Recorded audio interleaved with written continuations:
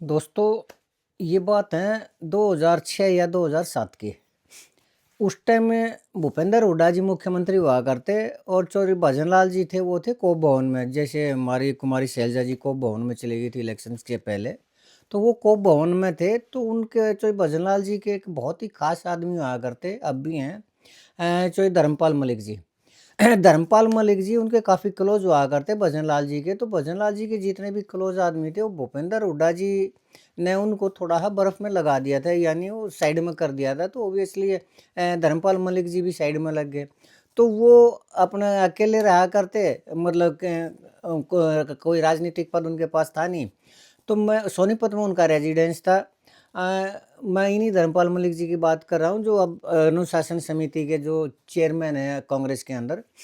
तो मैं सोनीपत उनका इंटरव्यू लेने चला गया। तो इंटरव्यू लेते लेते एक बात आ गई, कोई क्वेश्चन आ गया पॉलिटिकल करप्शन के ऊपर। तो मैंने धर्मपाल मलिक जी से पूछा कि मलिक साहब, राजनीति में ये जो नेता हैं इतना ज़्यादा कैसे वो कांड कर देते हैं, इतनी ज़्यादा रिश्वत लेते हैं, इतनी ज़्यादा भ्रष्टाचार है राजनीति के अंदर, और ये नेता लोग इतने बड़े बड़े घपले कर देते हैं, तो ये क्यों करते हैं?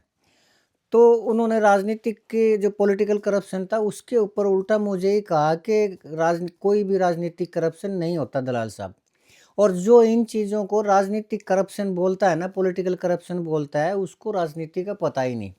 वो ये जानते ही नहीं कि जो पार्टी का प्रमुख होता है उसके कितने खर्चे होते हैं। और जब वो सत्ता में होता है तो उसको ये पता है कि सत्ता हमेशा नहीं रहनी, आगे वो विपक्ष में भी बैठना है, हारना भी है, उसके अपने जो विधायक हैं, जो वर्कर हैं, कार्यकर्ता हैं, उनको भी संभालना है। तो वो अपना अगला खर्चा कलेक्ट करता है, इकट्ठा करता है।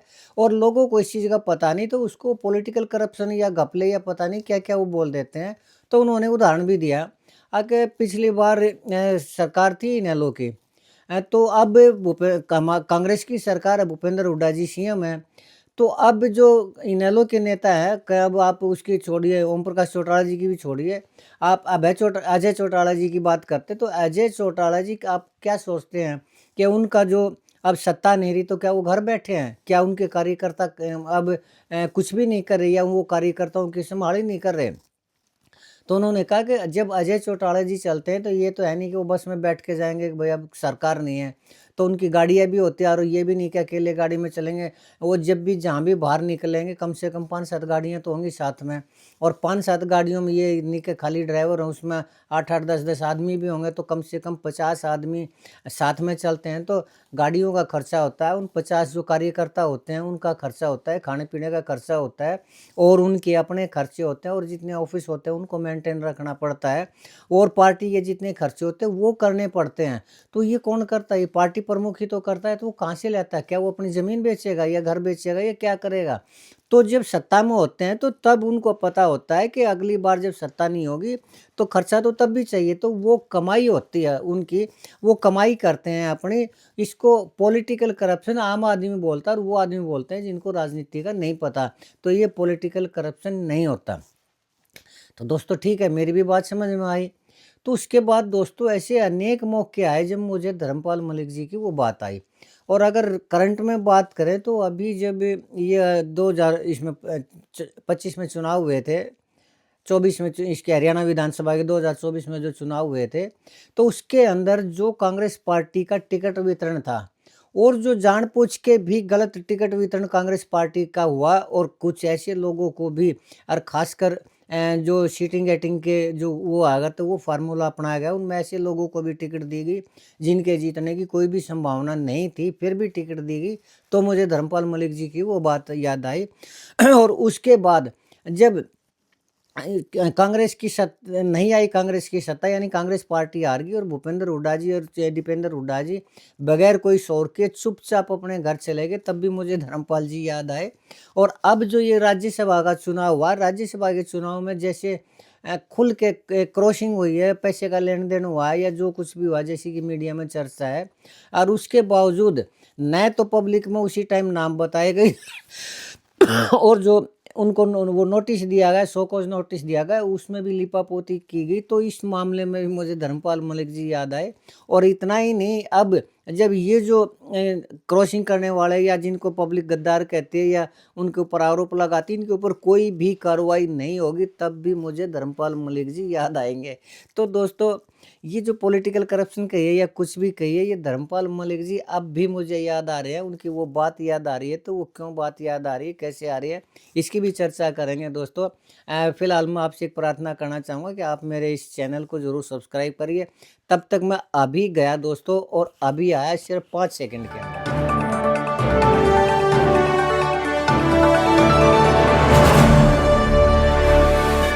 दोस्तों नमस्कार। दोस्तों, मैं सतवीर सिंह अपने यूट्यूब के भारत लिंक ग्लोबल चैनल पर लंदन से आपका स्वागत करता हूं। दोस्तों, लंदन का मौसम पता नहीं कैसा है। अब हालांकि मौसम चेंज तो होने लग गया है, लेकिन इतनी तेज़ हवा चलती है कि जैसे ही घर से बाहर निकलता हूँ, पता नहीं उसी टाइम हवा चलने लग जाती है, ठंड बढ़ जाती है, या फिर अभी मौसम ठीक ही नहीं हुआ है। हर वक्त घर के अंदर रहना पड़ रहा है, उसके बावजूद भी जो सेहत है वो ठीक नहीं हो पा रही, तबीयत ठीक नहीं हो पा रही। तो पता नहीं क्या कारण है दोस्तों। एक कॉमनवेल्थ गेम हुए थे इंडिया के अंदर, तो ए आर रहमान एक वो संगीतकार है, तो उन्होंने एक 5 लाइन का एक गाना लिखा था, यारो इंडिया बुला लिया। हालांकि उस 5 लाइन के वो कांग्रेस से 5 करोड़ रुपए ठग ले गया था उस टाइम, और वो थीम सॉन्ग बनाया था उस कॉमनवेल्थ गेम का। तो ये पता नहीं वो गाना मेरे ऊपर लागू हो रहा है और इंडिया मुझे बुला रहा है, या फिर पता नहीं इंग्लैंड का ये जो मौसम है, जैसे ही मैं निकलता हूँ उसी टाइम ठंड बढ़ जाती है, या फिर ये मौसम ये कहना चाह रहा होगा तू तो वही आदमी है जिसने 1857 की क्रांति में हमारे खिलाफ युद्ध लड़ा था और हमने तुझे फांसी तोड़ी थी। पता नहीं ऐसा क्या है कि मेरा। खैर चलिए दोस्तों, ये तो एक मजाक की बात थी। अब बात करते हैं आज के टॉपिक की। तो दोस्तों, जो राज्यसभा के चुनाव है ना, या अब जो 16 मार्च को होते हैं, उनको लगभग 15 दिन हो चुके हैं, और अब तक उसमें कोहराम मचा हुआ है कांग्रेस के अंदर। क्यों? क्योंकि कांग्रेस ने जिन जिन लोगों ने वोट क्रॉसिंग की थी, या फिर जिन्होंने अपने जो वोट थे वो कैंसिल करवाए थे, या उनके शब्दों में कैंसिल हुए थे, उन को जो शो कॉज नोटिस दिया था उसमें भी लिपापोती की थी। लेकिन फिर भी उसके बावजूद कुछ तो विधायक ऐसे हैं जो चुप हैं इसके अंदर क्रॉसिंग करने वाले, लेकिन कुछ ऐसे विधायक हैं जो क्रॉसिंग करने वाले, जिन्होंने खुली बगावत कर दी है और कांग्रेस के ऊपर इल्ज़ाम भी कांग्रेस के ऊपर इल्ज़ाम भी लगा रहे हैं, और वो मुख्यमंत्री नायब सैनी से भी मिलने लग रहे हैं। और कहने का तात्पर्य ये है कि वो खुल कर ये कहने लग रहे हैं कि हम बीजेपी के अंदर जा सकते हैं, और बीजेपी ने भी उनके लिए दरवाजे खोल दिए हैं। तो आज हम थोड़ा यही चर्चा करेंगे कि किस किस की संभावना है विधायक के बीजेपी में जाने की, किसकी संभावना नहीं है, और अगर उनकी कांग्रेस उनके ऊपर कोई अनुशासनात्मक कार्रवाई करते है तो उसका क्या प्रभाव होगा। तो इसके ऊपर आज हम थोड़ा डिस्कशन करेंगे। तो दोस्तों, पहली बात तो ये है कि मुझे तो लगता नहीं कि किसी के ऊपर कोई कार्रवाई होगी, लेकिन फिर भी मान लीजिए कांग्रेस को अगर अपनी थोड़ी बहुत इमेज बचानी है और उसके ऊपर वो कार्रवाई करती भी है, तो अगर वो इन विधायक क्रॉसिंग करने वाले विधायकों को पार्टी से निकालती है, तो अगर खुद कांग्रेस पार्टी यानी कोई भी पार्टी अगर अपने विधायक को निकालती है किसी भी कारणवश, तो उसकी विधायकी नहीं जाती। क्यों? क्योंकि वो कांग्रेस का तो नहीं रहेगा, लेकिन एक तरह से वो आज़ाद उम्मीदवार रहेगा, सॉरी आज़ाद विधायक रहेगा वो, और वो विधायक रहेगा अगले इलेक्शन तक, और उसकी विधायकी के ऊपर किसी भी तरह का कोई भी असर नहीं पड़ेगा। लेकिन अगर कोई भी विधायक खुद इस्तीफा देता है, तो उसकी विधायकी उसी टाइम ख़त्म हो जाती है। अगर वो पार्टी से इस्तीफा देता है, फिर वो आज़ाद विधायक नहीं गिना जाएगा, फिर उसकी सदस्य, फिर उसकी जो वो विधायक है वो विधायक नहीं रहेगा और उसकी विधायकी ख़त्म हो जाएगी। तो ये है इसके दो वो एक्शन के, उस पर क्या हो सकता है, कैसे हो सकता है। तो अब दोस्तों, अगर कांग्रेस इन पांचों के ऊपर कोई एक्शन लेती है, यानी अगर इनको पार्टी से निकालती है, तो उसमें बीजेपी ने तो ये कह दिया है कि हमारे दरवाजे खुले हैं। तो उसके अंदर जो सबसे पहले बीजेपी के अंदर जाने वाले हैं वो विधायक है। एक तो मैंने कल भी नाम लिया था, मोहम्मद इजराइल। मोहम्मद इजराइल तो खुल के ये कहने लग रहे हैं कि हाँ, मैंने पैसे लिए और मैंने कांग्रेस को धोखा देना था, और उन्होंने खुल के ये कहा कि आगे से मैं अपने विकास कार्य करवाऊंगा और सरकार से मिलकर, बीजेपी से मिलकर विकास कार्य करवाऊंगा। तो वो जैसे उनकी अगर पार्टी से निकालते हैं और अगर वो बीजेपी में शामिल होते हैं, तो भी उनकी विधायकी चली जाएगी। लेकिन अगर पार्टी खुद उनको निकालती है तो उनकी विधायकी नहीं जाएगी। फिर मुझे ऐसा लगता है कि वो काम तो करवाएँगे और पार्टी को भी ये कहते रहेंगे कि मैं उससे वो करूँगा, चुनाव लड़ूँगा और बीजेपी में शामिल हो जाऊँगा। लेकिन मुझे नहीं लगता कि वो बीजेपी में शामिल होंगे, क्योंकि उससे तुरंत प्रभाव से वो जो विधायक है उनकी विधायकी खत्म हो जाएगी। और अगर वो उनका उससे अब उपचुनाव होंगे और उपचुनाव में अगर उनको बीजेपी टिकट देती है, तो कम से कम मुझे नहीं लगता कि वो इस सीट को निकाल जाएँगे। क्यों? क्योंकि वो है मुस्लिम समुदाय से, मेवात से हैं, और मेवात का जो मुस्लिम है वो कांग्रेस पार्टी से जुड़ा हुआ है, बीजेपी के साथ वो नहीं जुड़ा हुआ है। और अगर वो बीजेपी से पहली बात तो मुझे लगता नहीं कि शामिल तो हो जाएँगे, लेकिन बीजेपी उनको टिकट देगी, मुझे ऐसा नहीं लगता। क्यों? क्योंकि एलिगेशन, पैसे लेने का एलिगेशन तो उनके ऊपर लग ही चुका है, तो उनकी जो क्रेडिबिलिटी है वो ख़त्म हो चुकी है। और इसीलिए शायद उन्होंने अपने लड़के को जो नाजिम चौधरी है उनको कांग्रेस में ही रखा है, या यूँ कहिए नाजिम चौधरी ने खुद कांग्रेस में रहना मंजूर किया है, ताकि कांग्रेस उनको उसी सीट के ऊपर टिकट दे दे। और वो जो विधायक है कम से कम वो नहीं रहेंगे, तो उनका लड़का तो विधायक बन जाएगा। ये मेरे हिसाब से, मेरे विश्लेषण से उनकी चाल थी। खैर, अच्छा, उसके बाद जो नायब सैनी से मिलने वाले हैं जो विधायक हैं, वो इलियास मोहम्मद इलियास या इलियास चौधरी के नाम से जो विधायक है वो भी मिल चुके हैं, और उन्होंने भी हिंट दे दिया है कि वो बीजेपी के अंदर जा सकते हैं। लेकिन अगर वो खुद इस्तीफ़ा देते हैं तो उनकी विधायकी ख़त्म होगी तो जा सकते हैं।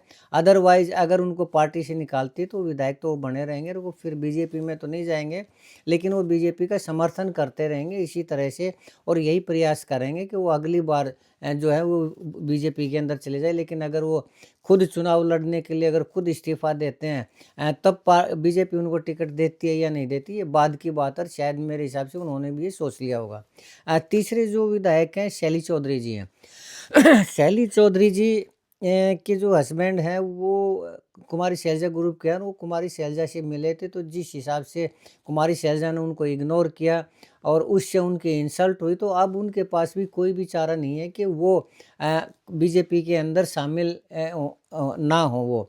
तो अब उनको भी बीजेपी के अंदर शामिल होना पड़ेगा अगर वो इस्तीफ़ा देते हैं तो। लेकिन मुझे नहीं लगता कि वो इस्तीफ़ा देंगे। क्यों?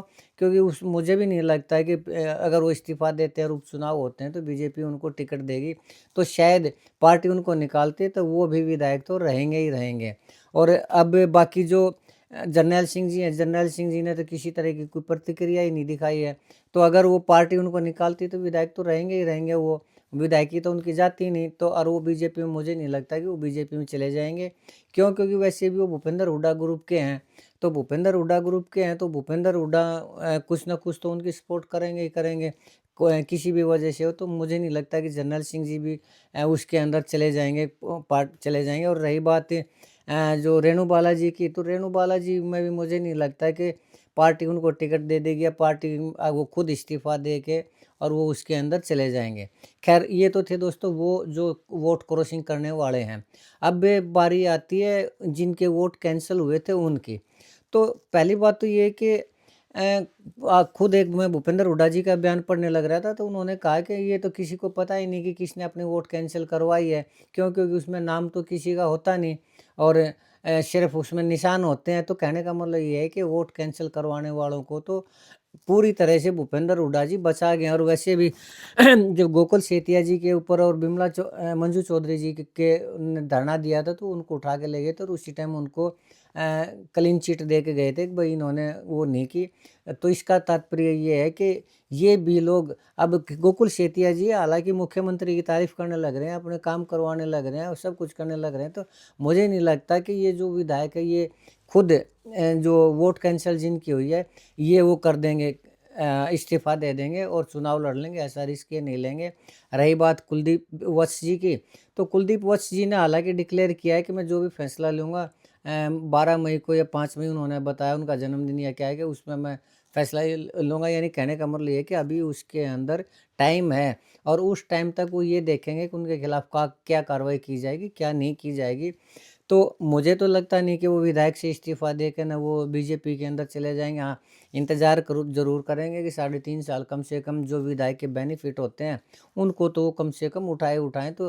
लेकिन फिर भी अगर बीजेपी वो विधायक से इस्तीफ़ा दे के बीजेपी में शामिल होते हैं और उपचुनाव होते हैं, तो बीजेपी उनको टिकट देती है या नहीं देती है, क्यों? क्योंकि ऐसे लोग पार्ट जो वो प्रॉफिट देना था या और कोई सेटिंग करनी थी या सेटलमेंट होनी थी, वो तो बीजेपी कर चुकी। अब उनको फिर से दोबारा, उनको बीजेपी को भी तो पता है कि इन लोगों की क्रेडिबिलिटी है वो डाउन हो गई, तो बीजेपी भी रिस्क लेना नहीं चाहेगी। और वैसे भी बीजेपी अब जो आरएसएस के आदमी है या फिर जो बीजेपी के मूल कार्यकर्ता उन्हीं को आगे बढ़ाने का वो लेके चलने लग रही है। बाहर से आए हुए जो भी नेता हैं उनको पार्टी में तो ज्वाइन करवा रही है वो, लेकिन टिकट देना, आगे वो विधायक बनाना या मंत्री बनाना, ये बीजेपी की अब उसमें पॉलिसी से चेंज हो चुका है। तो मुझे नहीं लगता कुलदीप वत्स या फिर जिनके वोट कैंसिल हुए हैं वो विधायक से इस्तीफा दे के उपचुनाव करवाएंगे और बीजेपी में शामिल होंगे। तो मुझे लगता है कि इस मामले की लिपापोती कर दी जाएगी। और कौन लिपापोती करेगा कौन नहीं करेगा, जो धर्मपाल मलिक जी है, मैंने बताया था कि उनकी जो ये है वो जब लिपापोती हो जाएगी और कोई कार्रवाई नहीं होगी, तो उस दिन भी मुझे धर्मपाल जी मलिक जी का वो जो डायलॉग है वो याद आएगा। खैर कोई बात नहीं दोस्तों, ये तो अपनी अपनी वो थी किसकी क्या सोच है, किसने क्या बेनिफिट लिया, किसने क्या बेनिफिट को आगे दिया या शेयर किया या क्या किया, ये तो आने वाला वक्त बता भी देगा। तो इसमें मुझे नहीं लगता कि किसी तरह की कोई कार्रवाई होगी, सख्त कार्रवाई होगी। और अगर कार्रवाई हो भी गई तो जो विधायक है वो इस्तीफा देंगे, और विधायक एक दो इस्तीफा दे भी देगा तो उसका जो भविष्य है वो मुझे नहीं लगता है कि दोबारा से टिकट लेकर चुनाव जीत भी जाएगा। तो आज का यही विषय था दोस्तों। मुझे उम्मीद है कि आपको मेरा ये विश्लेषण पसंद आया होगा। अगर आपको लगता है कि मेरा ये वीडियो ठीक है, तो मैं आपसे गुजारिश करना चाहूँगा कि आप मेरे इस वीडियो को लाइक करें, शेयर करें और कमेंट करें दोस्तों। और चलते चलते एक बार फिर निवेदन करना चाहूँगा कि मेरे इस चैनल को ज़रूर सब्सक्राइब करें, ताकि इसी तरह मैं आपके वीडियो आपके सामने लाता रहूँ। और रही बात तबीयत की, तो दोस्तों अगर तबीयत ठीक रही तो मैं वीडियो बनाऊंगा, और नहीं तो फिर दोबारा से मुझे रेस्ट लेना पड़ेगा। तो जैसा भी होगा, ये ज़रूर है कि जो मेरे भारत लिंक ग्लोबल परिवार से जुड़े हुए उन्होंने कहा है कि चैनल को चलाए रखो, तो मैं चैनल को चलाए ज़रूर रखूँगा। वीडियो थोड़ी कम हो सकती हैं। तो आज के लिए इतना ही दोस्तों। आपने मेरा ये वीडियो देखा इसके लिए आपका बहुत बहुत धन्यवाद। नमस्कार, जय हिंद, जय भारत।